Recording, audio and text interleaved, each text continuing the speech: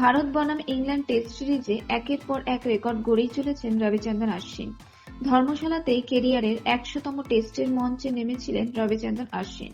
সেই মঞ্চেই গড়লেন আরও একটা রেকর্ড। ভারতীয় বোলার হিসেবে টেস্টে সর্বোচ্চবার ৫ উইকেট নেওয়ার রেকর্ড গড়লেন তিনি। অনিল কুম্বলের রেকর্ড ভেঙে এখন সেই তালিকায় শীর্ষস্থানে নিজের জায়গা পাকা করে ফেলছেন ভারতীয় দলের এই তারকা স্পিনার। ভারত বনাম ইংল্যান্ড টেস্ট সিরিজের শুরু থেকেই দুরন্ত ফর্মে রয়েছেন তিনি। এই সিরিজে আগেই ৫ উইকেট নিয়ে অনিল কুম্বলের রেকর্ড ছুঁয়েছিলেন। ধরমশালায় যখন অশ্বিন নেমেছিলেন সেই সময়ে ৩৫ বার ৫ উইকেট নেওয়ার নজির ছিল তার ঝুলিতে। অনিল কুম্বলের সহযোগে এক আসনেই ছিলেন তিনি। প্রথম ইনিংসেই সেই রেকর্ডটা ভেঙে দিতে পারতেন, কিন্তু তা হয়নি। সেই ইনিংসে ইংল্যান্ডের বিরুদ্ধে ৪ উইকেট নিয়েই থামতে হয়েছিল এই তারকা স্পিনারকে। তবে অপেক্ষার অবসান হয়েছে ইংল্যান্ডের দ্বিতীয় ইনিংস ব্যাটিংয়ের সময়। ইংল্যান্ডের বিরুদ্ধে বিরাট প্যানের লিড নিয়েছিল টিম ইন্ডিয়া।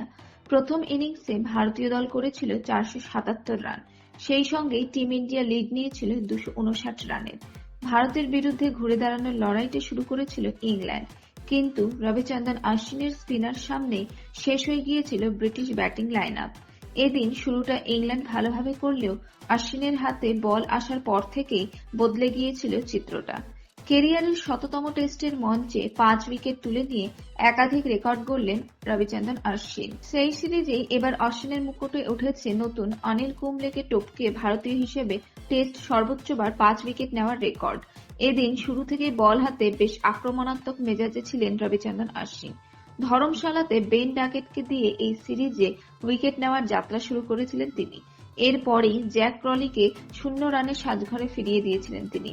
এরপর একে একে বেন স্টোকস, অলি পোপদেরও প্যাভিলিয়নে ফিরিয়ে দিয়েছেন।